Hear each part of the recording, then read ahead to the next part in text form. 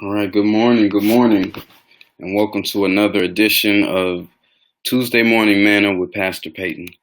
Um, Today, I want us to shift our focus on leadership because leadership is so important during this time. To give you a recap, I really invite you to go to our YouTube page, to go to our Facebook page, go to our website and check out some of the messages that have been coming forth the last few weeks. A couple weeks ago, I preached from Genesis uh, with the story of Noah, comparing the flood that Noah went through to this pandemic that we are now all going through. Talking about how Noah only was told that he would endure the flood for 40 days and 40 nights.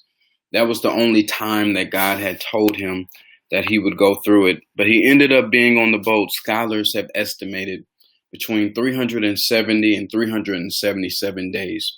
So from 40 days, a month and a week, he and about a week and a half went to a year, over a year of him being on the boat.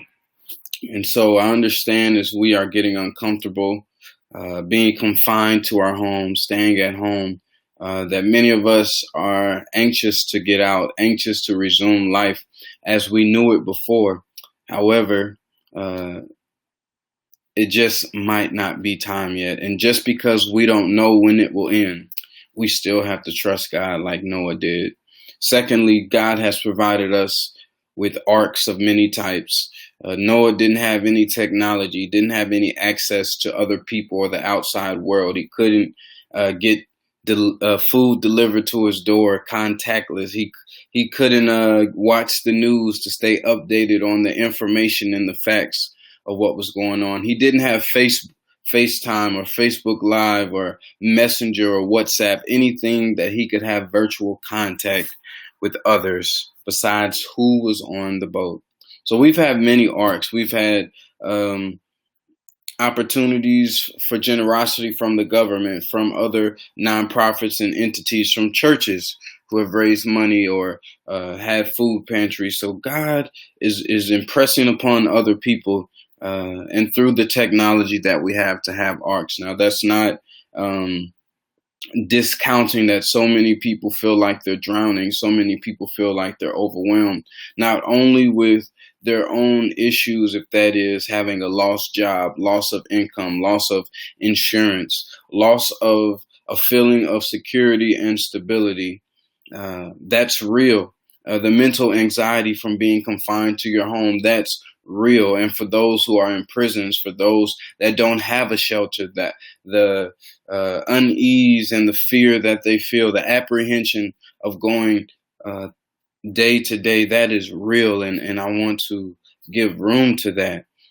But the fact that we are making it for those of us, even if that's how you feel, you're simply just hanging on. You're simply making it. God has provided us with arcs just simply to float through this flood. Not only that, but before Noah got off the boat, he ensured that through various testing, he tested through a raven and he tested through a dove, and they did not come back until, they came back until the waters had receded and they were fully gone. And I caution us before we reopen, as states are reopening, as people are going back outside, trying to resume some sense of normalcy of what they were used to. But they didn't. The birds came back until it was gone, and until we know that this thing is gone, until testing has been improved to know that all of us are safe. I encourage us continuing to push through this thing, getting through the best way that we can, until we know for sure that this flood, this pandemic has receded. And then lastly, to conclude about Noah, Noah didn't walk out of the ark into the world as he knew it before, but it was a completely new world. And when we resume life, whenever it is appropriate and prudent to do so, We will not be walking into the same world, and we cannot even allow ourselves to fall back into our old habits and our old ways, even in America, as we've seen so much of the disparity going on all around communities of color, all around communities that are impoverished, and even around communities that continue to be targeted, such as the immigrant community and those who are not full citizens of this country. There is a lot of work that needs to be done. There's a lot of revolution in the sense of fixing systems and addressing ills of society that need to be addressed. And so when this is over, let us do the work to ensure that we're walking into a new world. This past week, just on Sunday, I gave some information on PPP, and not to be confused with the Paycheck Protection Program given to us by the government, but I'm talking about a profitable perspective to get us through a pandemic. A profitable perspective in a pandemic. And I came from Philippians, the second chapter, and I talked about how uh, if we allow the mental anguish and anxiety of being confined to our homes to settle in, that it will cost us. We might make it through, but it will cost us in the long run. We will be worse off than before. And I talked about how Paul gives witness as someone who was not, who was stuck at home, but in a different way. Paul wrote this letter to the Philippian church while under house arrest.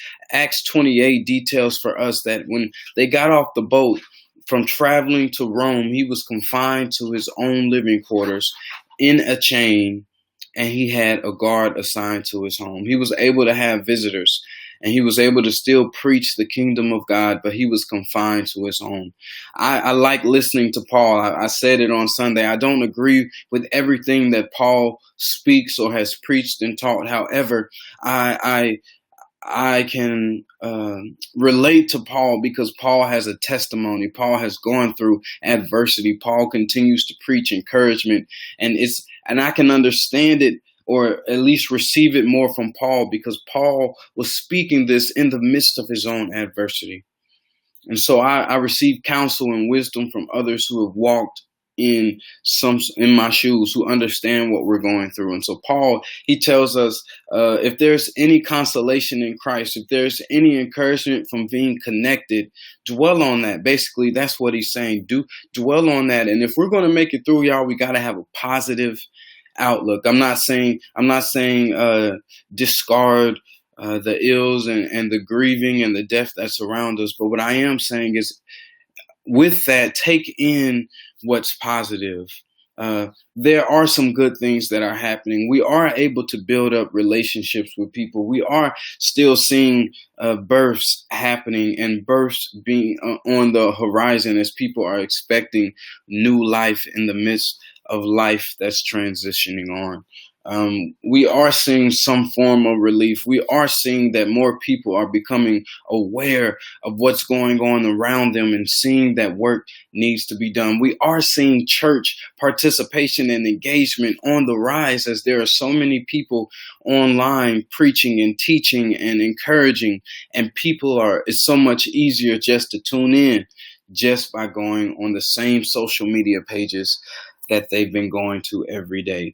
And so, yes, there are a lot of things to be frustrated about, but we can't dwell on those things. We have to pray about those things, and we have to ask God for direction, because God will show us the action, but we have to dwell on what's positive and allow that to give us energy. Secondly, we have to choose unity. Paul says in the second verse, he says, for us to fulfill his joy by being like-minded, to share love with one another, to be all on one accord. And y'all, this division is so present in our community right now, and it's costing all of us. It's costing future generations, and it's really costing the people who are suffering the most while we bicker back and forth. So it's time for us to choose unity. It's time for us. I said that division shows a breakdown in a common goal.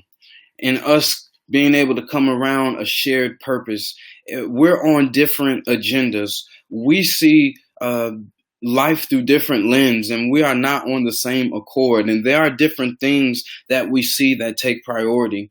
And that's why there's so much division. But it's time for us to put differences aside and rally around a common goal. And right now, the common goal is ensuring that all people in this country and around the world are safe, and they don't have to live in fear during this time of the pandemic. We need to make sure that people are taken care of. How do I know that it's the goal? If you read on in verses 3 and 4, Paul says that we need to show humility. We don't need to be trying to be prideful during this time, but we need to think of ourselves. We need to think of others as better than ourselves. And Paul says, put our own selfish interests aside and put the interests of others before ourselves. Y'all, if we're going to get through this thing better than when we came in, we have to think about people. That has to be our goal. Jesus did not come to die for the material world. Jesus did not come to die for the economy, but he came to die for people, because that is what God cares most about. God destroyed the world in the story of Noah, and in Revelation we're told that this earth will be destroyed again, because God values people. God doesn't care about Wall Street and about all these economic things that are man-made. That's not God's concern, because those are systems that God did not create. God has another way to provide for God's people. And so today, as we transition, we see that leadership right now is needed in every aspect of our lives. We need good leaders in homes, for people who are confined to be with one another. But we know that when we are around people for a long time, it causes conflict, and we know conflict will happen. And so being stuck in our homes, mentally, we need leaders who will encourage and who will make sure that their families and those who are with them are doing well. We need leaders on the political level who are leading our local lives and the direction of our lives in this country. We need leadership in the White House. We need leadership in Congress. We need leadership for the governors. We need leadership in the city councils. We need leadership for the mayors. We need leadership in the county officials and in the jails and in the hospitals. We need leadership in our churches. And we're seeing that leadership is so important. And I want to look at the story or a fraction of the story of Solomon found in 1 Kings chapter 3. Solomon was a leader. He was king of Israel. And in the third chapter of 1 Kings, he has this interaction with God. And this is something that Solomon's famous for, so you probably know where I'm going. But God asks him in a dream, what is it that you want? That's what he says in verse 5. It says that the Lord appeared to Solomon at Gibeon in a dream at night. And God said, ask whatever you wish, and I'll give it to you. I won't go through all of the text because I think I can paraphrase here. But Solomon says, give me wisdom. Depending on the translation that you're reading, it might say, give me discernment. Give me the ability to have wisdom so I can serve your people. This is what it says. This is verse 8, 1 Kings 3:8. Solomon says, but I'm here, your servant, in the middle of the people you have chosen, a large population that can't be numbered or counted due to its vast size. He says, please give your servant a discerning mind in order to govern your people and to distinguish good from evil, because no one is able to govern this important people of yours without your help. Solomon says, here I am, you have made me king. This is a position I've never been in before. This is a responsibility I've never had before. This is a circumstance I've never had to be responsible for and accountable for. And I need your help. Give me wisdom. This is the prayer. This is the request that every leader should be asking. Every parent should be asking. Every uh, leader of the household should be asking. Every guardian, every mayor, every city council leader, every district county official, everybody in a place of leadership should be asking for wisdom, because they are responsible for people that are going through something that they've never gone through before. They're leading through a time that we've never seen before. They're leading through a situation that we've never experienced before. And leadership is important. We look to our leadership for direction. We look to them for information on how to direct our lives, not only to survive, but to still thrive during this time. And so Solomon, he says to God, give me a discerning mind in order to govern your people and distinguish good from evil. For no one is able to govern this important people without your help. So God gives him wisdom. He gives them this discerning mind.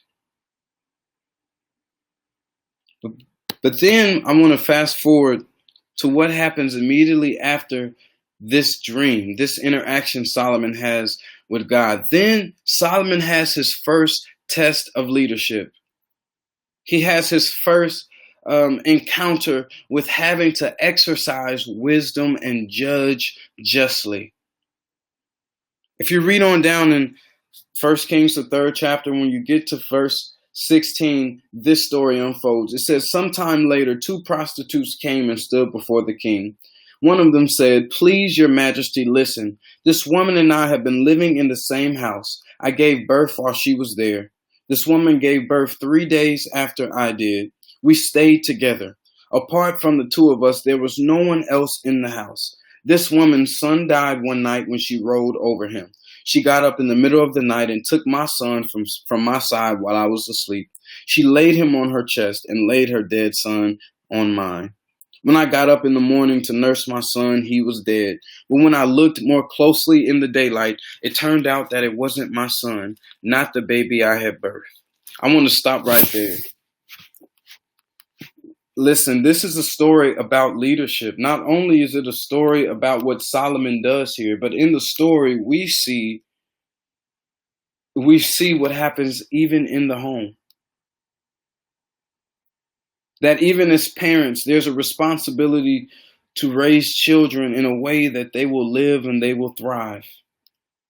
I'm not coming here at any mothers that may accidentally hurt their child.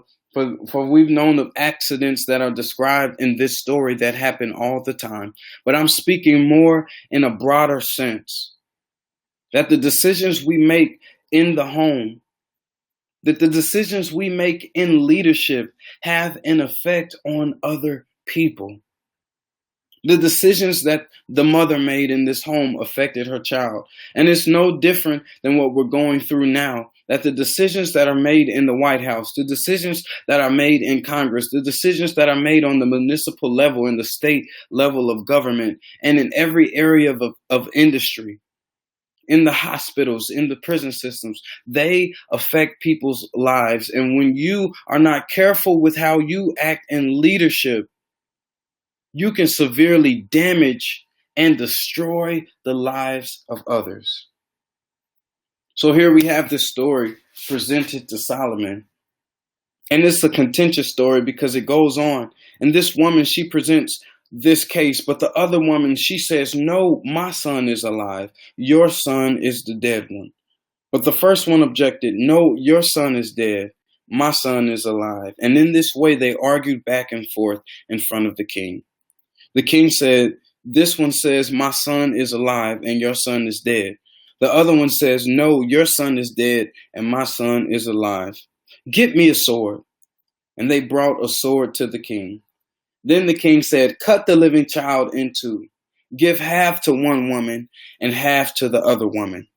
Then the woman whose son was still alive said to the king, please, your majesty, give her the living child. Please don't kill him, for she had great love for her son. But the other woman said, if I can't have him, neither will you. Cut the child in half. Then the king answered, give the first woman the living newborn. Don't kill him. She is his mother. And all Israel heard about the judgment that the king made, and their respect for the king grew because they saw that God's wisdom was in him so he could execute justice.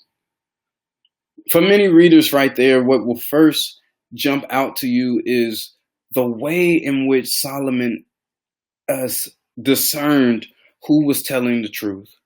You're probably horrified at the thought that Solomon chose to use violence or to use pain or a sword in order to cut the child in half and give him to the women.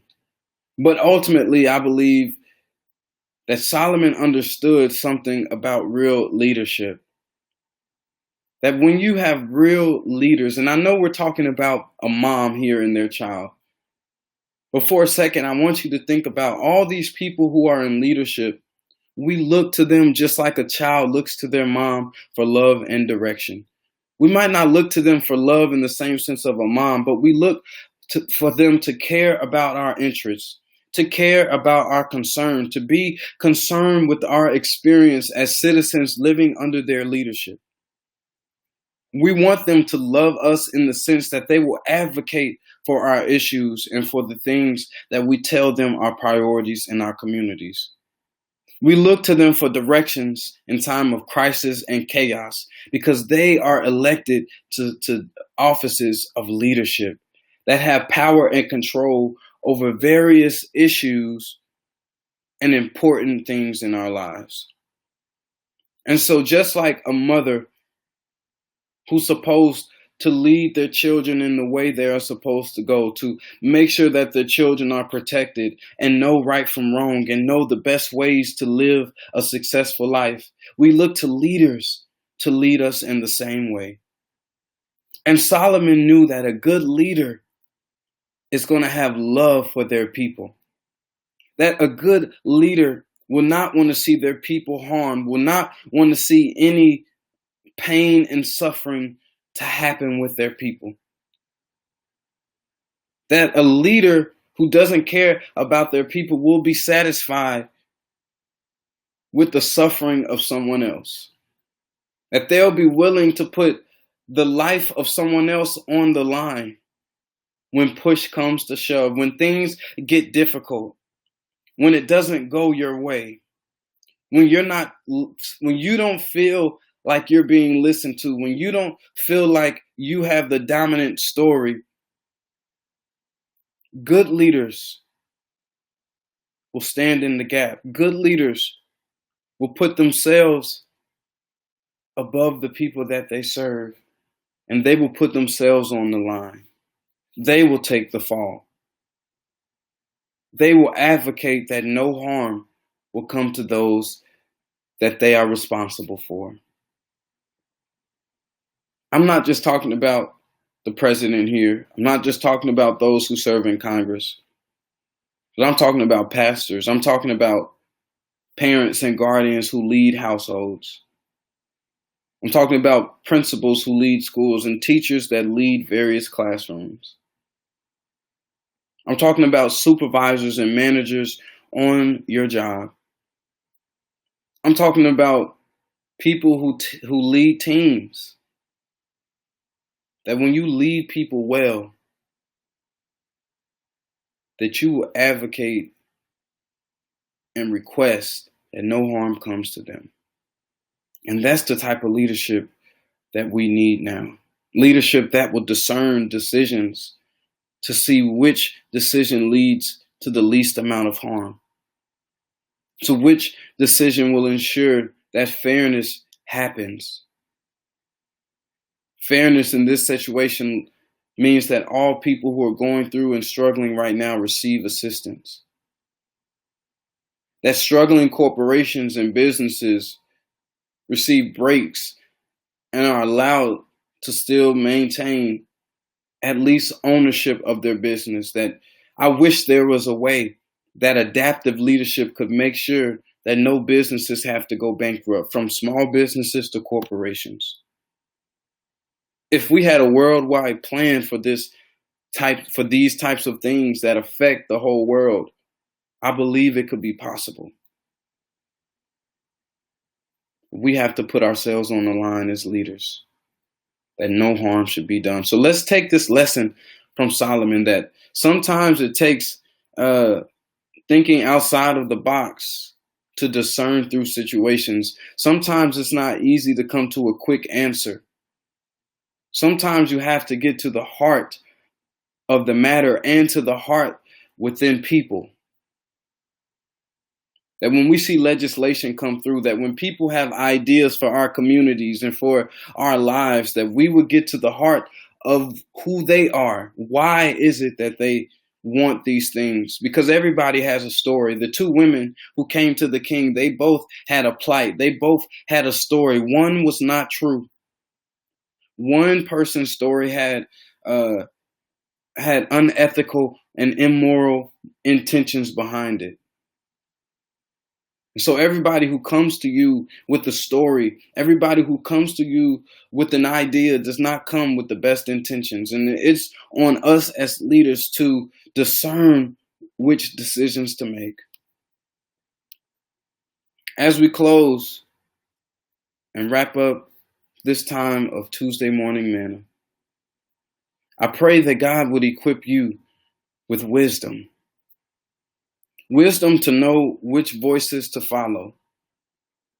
Wisdom to not just go along with the things and the propaganda that you're given, but that no matter what you're given, that you would do your own due diligence to discern what's right.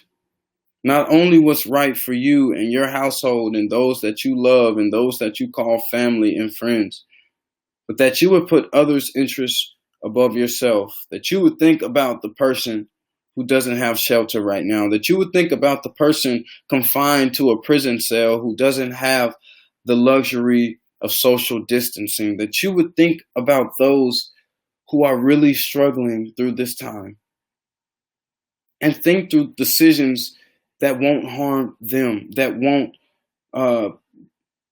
think through decisions that will bring the best for everyone, that will bring a benefit to all of God's children. Think about who you should be following during this time. What voices of leadership are showing that they actually love and have a concern for the people that they serve? And I pray that we too would embody those same ideals and those same characteristics, because someone is looking to us. It might be a child in our homes.